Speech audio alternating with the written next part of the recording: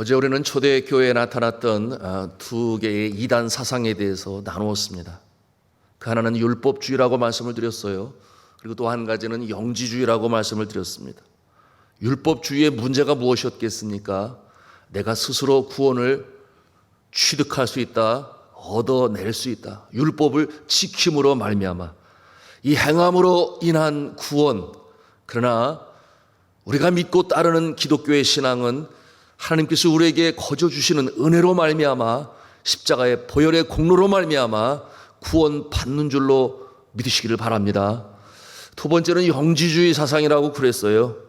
여러분, 이 영지주의란 내 안에 있는 이 신성을 발견하고 개발하여 신성의 본체와 하나가 된다라고 하는 그와 같은 잘못된 생각입니다. 무엇이 문제입니까?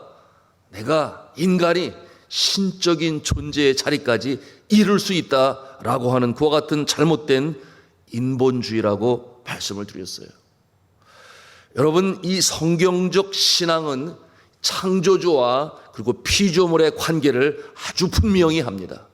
그 선을 분명히 그어요. 내가 신이 되고 신이 내가 되고 그런 신인 합일 사상이 아니다, 그렇게 말씀을 드렸어요. 분명한 이 선은 하나님은 창조주가 되시고 인간은 피조물이라 하는 그와 같은 분명한 관계인데요. 이와 같은 관계로 말미암아 우리가 창조주 되신 하나님께 순종하면 복 있는 자의 삶으로 살게 되는 것입니다. 이 관계가 불분명하면 이미 그것은 기독교 신앙이 아니에요. 그것은 다른 교훈, 성경 본문에 말씀하고 있니 다른 교훈이 되고 마는 것입니다. 여러분, 이 인간이 하나님과 같이 될 수가 없어요. 또한 인간 편에서 하나님을 조종할 수도 없습니다. 이와 같은 모습은 다른 종교에서 다른 교훈으로 우리가 발견하는 모습이니 분명히 우리 깨달아 알아야 돼요. 오늘 본문의 말씀이 이 내용과 이어집니다. 바울이 자신이 구원을 어떻게 받았는가? 율법주의가 아니다, 영지주의가 아니다, 하나님의 은혜로 말미암아 나는 구원받게 되었다 하는 것을 이제 자신의 고백과 간증을 통해서 이어서 디모데에게 말씀하고 있어요. 자, 이와 같은 율법주의 또는 영지주의, 우리가 믿고 따르는 은혜로 말미암는 신앙과 무엇이 다릅니까? 자력 구원이라 하는 것이에요. 내가 노력함으로 말미암아, 내가 추구함으로 말미암아, 내가 구도함으로 말미암아 구원의 자리에 이를 수 있다? 아니라 하는 것입니다. 구원이 어떻게 임하였는가? 죄인을 구하시려 이 땅에 친히 임하신 예수 그리스도의 그 사랑에 근거한 십자가의 보혈의 공로로 말미암아 내가 구원받았다. 이것을 오늘 사도 바울은 디모데에게 가르쳐주고 있습니다. 그러니 그와 같은 진리로 가르쳐라, 그것을 말씀하는 것이죠. 그러니 자신의 과거 얘기를 간증으로 할 수밖에 없지요. 예수 믿기 전의 모습과 구원받은 모습이 어떻게 달라졌는가? 너무나 확연히 달라진 새 생명으로 살아갈 때 새 사람의 모습으로 다시금 태어난 자신의 모습을 보여주고 있는 바울의 모습. 여러분, 오늘 말씀 13절에 뭐라고 말씀하나요? 우리 13절 말씀을 같이 읽도록 하겠습니다. 13절입니다. 시작. 내가 전에는 비방자요 박해자요 폭행자였으니 도리어 긍휼을 입은 것은 내가 믿지 아니할 때에 알지 못하고 행하였음이라. 아멘. 비방자요 박해자요 폭행자였다.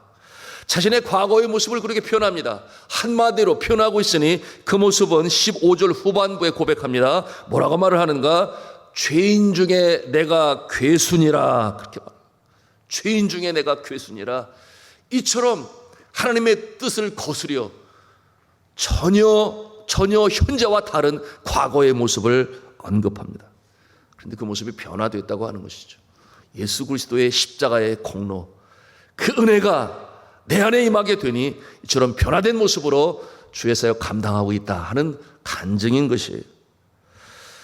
내가 진리가 뭔지 모르고 유대인의 전통인 율법이 진리인 줄 알고 예수 믿는 자들을 잡아다가 감옥에 가두고 핍박을 하고 박해를 하였는데 그것이 아니란 것을 깨달아 알게 한 것은 내가 스스로 그렇게 하였다는 것입니까?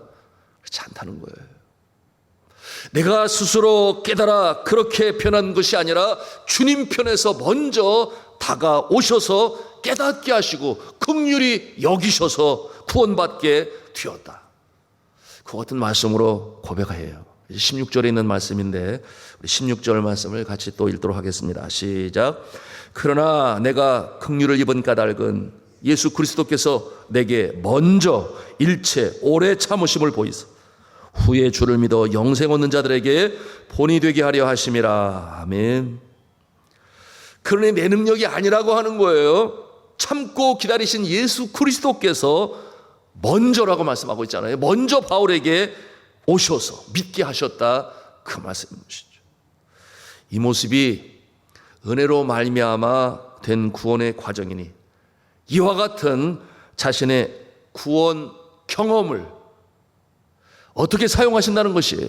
오늘 말씀하고 있습니다. 후에 앞으로 다른 구원 받을 자들에게 하나의 샘플로 만드시기 위하여, 하나의 본으로 만드시기 위하여 본이 되게 하셨다, 그렇게 간증하고 있는 거예요. 그것이 오늘 제가 고백하고 있는 것입니다. 그러니 자신이 그와 같은 모습을, 구원받은 모습을 간증으로 이제 이렇게 디모데에게 전하는 것입니다. 예수님께서 먼저 긍휼히 여겨 나를 구원하셨으니 뭐라고 고백을 합니까? 후에 주를 믿어 영생 얻는 자들에게 본이 되게 하려 하심이라. 이 같은 내용으로 이 말씀을 우리가 풀 수 있겠습니다. 이 은혜로 인한 구원의 서정을 알면 우리가 사도 바울과 같이 겸손할 수밖에 없지 않겠습니까? 내가 무엇이 잘나서 자격이 있어서 내 능력으로 내가 구원의 도를 깨달아 알 수 있는 능력이 있어서 아니라는 것이에요. 전적으로 하나님의 은혜로 되었다. 그러니 겸손할 수밖에 없죠. 여러분, 내가 내 힘으로 나의 죄를 용서할 수 있나요? 그럴 수 없어요. 죄인의 모습이기 때문에 그럴 능력이 없어요. 죄인인 내가 나의 죄를 용서할 수 있느냐? 그 말, 그럴 수 없어요. 죄인 아니신 분이 누구겠습니까? 오직 예수 그리스도. 죄 없으신 예수 그리스도께서 이 땅에 강림하셔서 친히 죄물이 되셔서 우리의 죄를 다 짊어지시고 도말하셨으니 우리의 죄가 용서함을 받는 줄로 믿으시기를 바랍니다. 그것이 구원의 역사죠. 그러므로 사도 바울이 그 감사와 그 감격에 겨워 주를 찬송합니다. 17절에 있는 말씀이에요. 우리 같이 읽을 때 이 감격이 또 우리 마음에도 일기를 바랍니다. 17절 말씀 같이 읽겠습니다. 시작. 영원하신 왕 곧 썩지 아니하고 보이지 아니하고 홀로 하나이신 하나님께 존귀와 영광이 영원 무궁하도록 있을지어다. 아멘. 자, 이 하나님의 은혜를 깨닫는 자는 겸손할 수밖에 없습니다. 내가 한 것이 없거든요. 그런데 이렇게 구원하셨을 뿐만 아니라 천사도 흠모할 만할 직분까지 주셨다. 그래서 하나님께서 쓰신다.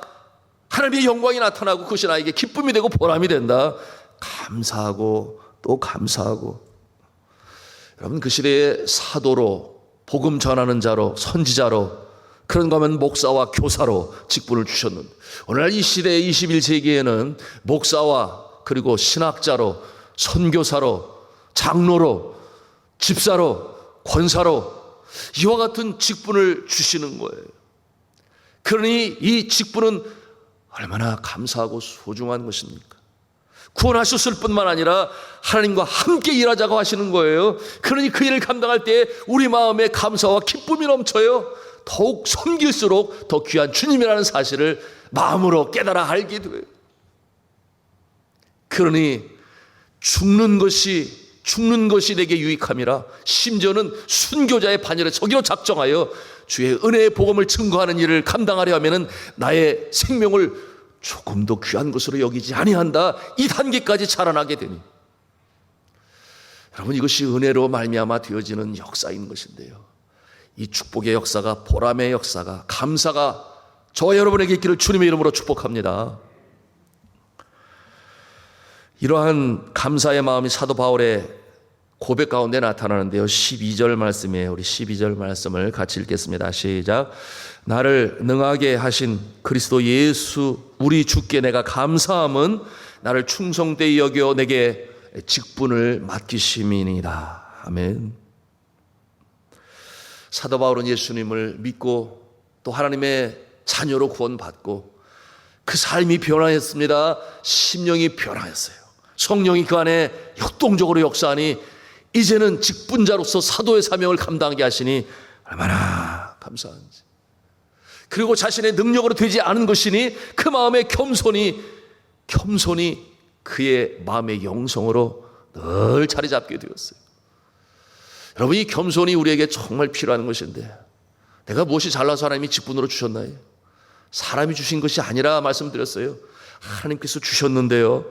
그런데 이 겸손의 마음이 세월이 흘러갈수록 사도 바울은 점점 그 겸손이 깊어져 갔습니다. 사역의 초기라고 할 수 있는 제1차, 2차, 3차 전도 여행 시에 기록되어진 이 고린도전서 15장 9절에 그는 그 겸손의 모습을 뭐라고 고백을 하는가? 나는 사도 중에 가장 작은 자입니다. 그렇게 고백을 해요. 사도들 중에 가장 작은 자. 정말 그랬나요?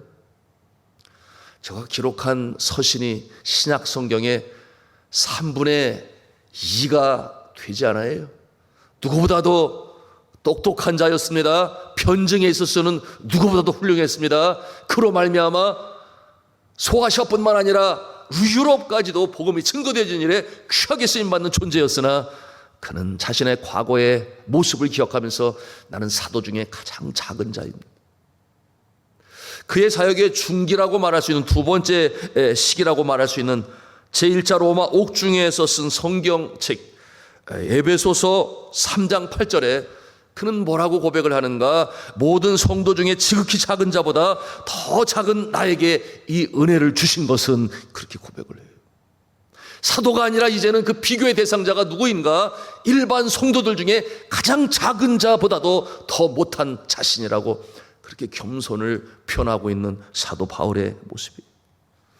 세월이 더 흘러서 이제는 그의 사역의 말기라고 할 수 있는 로마 감옥에 두 번째로 갇히게 될 때의 옥중서신으로 기록한 이 디모데전서 1장 15절, 바로 오늘의 말씀 아니겠습니까? 그 자신의 겸손함의 영성이 어떻게 터져 나옵니까? 죄인 중에 내가 괴순이라.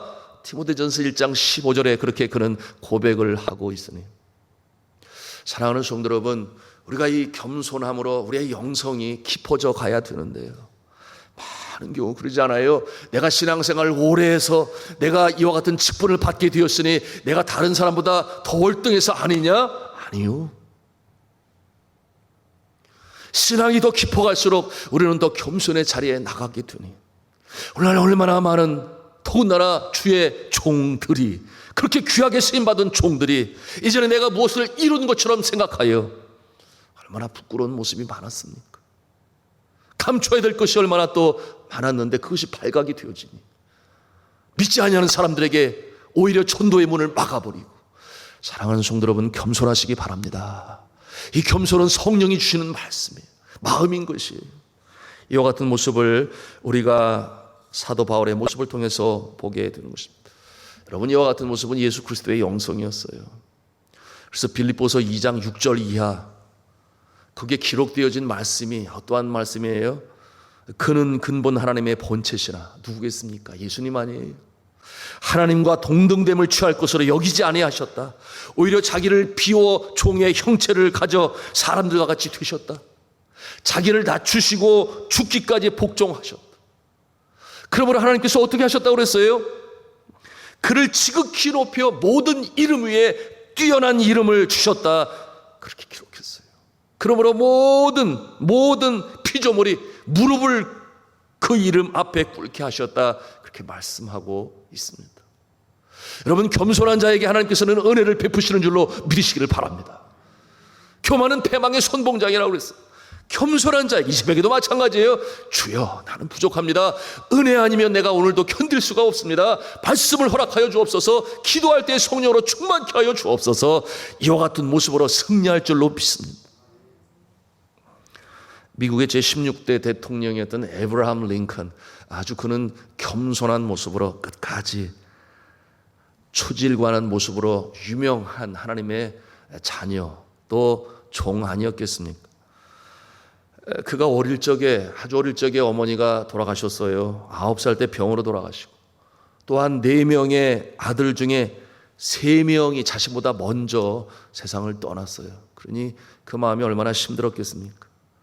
링컨 그 스스로가 겪은 이 가난은 말로 할 수 없었어요. 그 가난에 대해서 제가 나중에 그런 고백을 한 적이 있습니다. 나는 어릴 때 가난 속에서 자랐기 때문에 온갖 고생을 참으며 살았다. 겨울이 되어도 팔굽이 노출되는 헌 옷을 입었고 발가락이 나오는 헌 구두를 신었다. 아마 그래서 은혜가 더 크게 그에게 다가왔는지 모르겠어요. 그처럼 불우하고 어려운 삶으로. 그런가 하면은 20번이라고 하는 낙선을 경험합니다. 실패하고 또 실패하고 실패하고. 그럼에도 불구하고 그가 포기하지 않았던 것은 하나님께서 어릴 적에 그에게 주신 사명이었는데요. 자신의 나라와 민족을 위하여 워싱턴 대통령의 전기를 읽고 그것이 사명으로 그 마음에 하나님이 주시는 부르심이여 일이라 여겼어요. 그래서 그 길을 따르게 된 것입니다.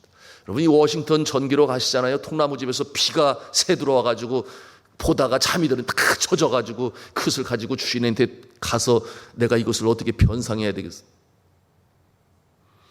그래서 옥수수 까는 일로 며칠 동안 그 일을 하게 한 그 책의 주인도 훌륭한 사람이에요. 내가 용서하겠다 쉽게 말하지 않았다. 그러나 워싱턴 전기가 감동이 되어 그 길을 가게 되었는, 낙선을 하면서도 포기하지 아니하고 끝까지 하나님 앞에 쓰임받기 위하여, 그러나 겸손을 놓지 않았으니 저가 대통령이 되었습니다. 그 나이 60세라고 그랬어요. 늦지막히 대통령이 되었을 때에 불행하게도 미국의 상원 의원들, 귀족들이 그를 환영하지 아니했습니다. 왜냐하면 그의 출신 그 모습이 자신들과 너무나 비교가 된다 그렇게 여겼던 것이었기 때문이었죠. 그때 그의 아버지는 농사를 짓다가 구두를 깁는 그와 같은 일을 하게 되었는데, 구두를 만드는 사람의 아들이 대통령이 되었으니 귀족들의 심기가 불편하지 않았겠습니까? 링컨이 관례대로 상원에서 대통령 취임 연설을 하는 그날 사람들은 두려워하지 아니었어요. 그리고 그 중에 한 사람의 귀족이 일어나서 뭐라고 말을 했는가 하면, 대통령이라고도 부르지도 아니하고 대통령 씨라고 그렇게 말을 했어요. 링컨 씨라고 말했어요. 어쩌다 당신이 이 나라의 대통령이 되기는 했지만 예전에 당신의 아버지와 함께 우리 식구들의 구두를 만들기 위해서 우리 집을 드나들곤 했다는 사실을 잊지 말기를 바라오. 또한 여기에 당신의 아버지가 만든 구두를 신고 있는 상원들이 있음을 기억하기를 바라오. 그러니 당신의 출신을 잊지 말기를 바라오. 얼마나 모독적인 말입니까? 그렇게 말을 해야만 합니까? 이와 같은 상황께서 링컨 대통령의 영성이 나타나지 않아요? 나같이 부족한 자를 하나님께서 구원하시고 수많은 낙선 속에서도 포기하지 않도록 다시금 일어설 수 있는 영감을 주시고 감동을 주시고 대통령의 자리에 서게 하셨으니 그 사랑과 그 은혜에 감사하고 감격하고 겸손해하는 마음이 있으니 제가 이렇게 대답을 했어요. 기억에 남을 만한 대답이 되었습니다. 내가 상원에서 첫 연설을 하기 직전에 나에게 아버지를 생각할 수 있는 그 기회를 주셔서 감사합니다. 나의 아버지는 매우 멋진 창조적인 예술가였습니다. 아버지보다 더 아름다운 구도를 만들 줄 아는 사람은 제가 알기로는 이 세상에 한 사람도 없습니다. 내가 앞으로 어떤 정치를 하든 내 아버지가 위대한 예술가였듯이 그런 위대한 대통령이 되지 못하라는 것을 나는 잘 압니다. 나는 결코 아버지를 능가할 수가 없습니다. 그렇게 대답을 했어요. 그리고 또 이 말을 했습니다. 하지만 지체 높은 여러분께 한 가지 말씀을 드리고 싶은데, 내가 아버지로부터 구두 만드는 기술을 배웠으니 여러분의 구두가 발에 잘 맞지 않거나 떨어지거든 언제든지 저에게 가져오십시오. 제가 구두를 기어 드리겠습니다. 기쁨으로 감당하겠습니다. 성도 여러분, 그는 그 성분, 출신 성분 또는 과거의 모습 때문에, 그러나 누가 없인 여긴다 할지라도 그것으로 인하여 저는 흔들리지 아니했습니다. 상대방을 원망하지도 아니했어요. 그는 대통령이 되었다고 해서 결코 교만하지도 아니했습니다.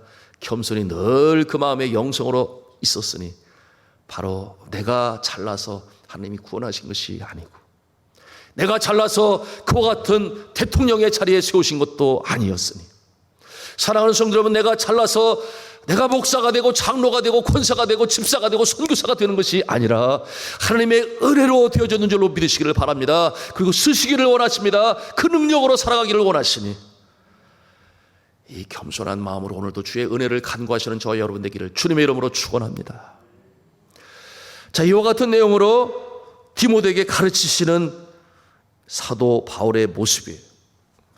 자, 디모데에게 당부합니다. 어떤 내용이냐? 18절 19절 마지막 결론의 모습이라고 볼 수 있는데, 18절 19절에 주셨던 말씀을, 어제도 우리가 나눴던 말씀이 다시금 반복이 되어집니다.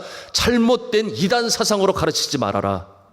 내가 이처럼 간증으로 은혜로 말미암은 구원을 너에게 간증하였으니 이 내용을 마음에 담고 은혜로 말미암는 구원에 대하여 그 교훈으로 진리로 에베소 교회 교우들에게 가르쳐라, 그렇게 말씀하니, 여러분 무엇을 지키라고 그랬습니까? 착한 마음, 선한 양심, 그리고 또 뭐라고 그랬습니까? 또 하나의 그 가르침은 무엇인가 하면 이 잘못된 이단 사상, 은혜로 말미암는 구원, 다시 말하면 믿음에 관하여 파선하지 말아라. 참된 믿음을 가져라, 그렇게 말했어요. 그것을 잃어버릴 때에 이처럼 율법주의가, 그리고 또한 이 영지주의가 내가 나의 힘으로 말미암아 되어지는 잘못된 다른 교훈으로 가르치게 되는 것이니 너는 그러지 말아라. 그렇게 오늘 말씀으로 교훈하는 것입니다. 말씀을 마칩니다. 청결한 마음, 선한 양심, 거짓이 없는 믿음. 그 믿음은 어떠한 믿음이라고 했어요? 사랑으로 섬기는 믿음이라고 그랬습니다. 이 믿음으로 우리의 영성을 더욱 견고히 하시고 주 앞에 쓰임 받으시는 복 있는 자의 삶으로 살아가시는 저 여러분 다 되시기를 주님의 이름으로 축원합니다.